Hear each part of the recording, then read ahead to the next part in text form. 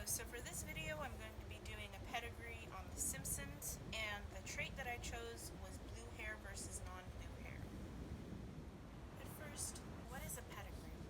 A pedigree is a sort of family tree that shows how a specific trait has passed through the generations. Females are typically indicated by circles, and men are indicated by squares.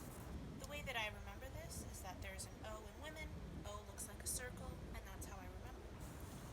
Individuals who have the trait are shaded in, and you can often use pedigrees to guess modes of inheritance as well as genotypes for specific people. So here's the Simpsons pedigree. It goes from Homer and Marge's parents all the way down to Bart, Lisa, and Maggie's children.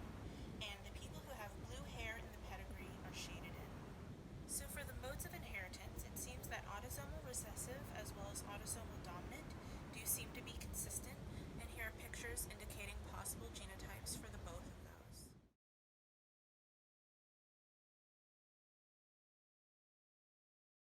However, X-linked recessive does not seem to be consistent. Let's investigate why.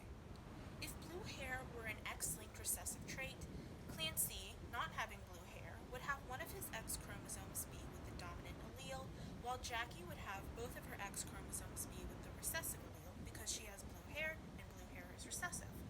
With X-linked traits, daughters always get one of their X's from their father and one of their X's from their mother. However, because fathers only have one X, this X chromosome has to be passed on to the daughters. And so their genotype would have to be X capital B, X lowercase b, indicating that their phenotype should be non-blue hair. However, it's clear that they do have blue hair, so this shows an inconsistency. Back to our modes of inheritance. X-linked dominant does seem to be consistent, and here's a picture showing the possible genotypes.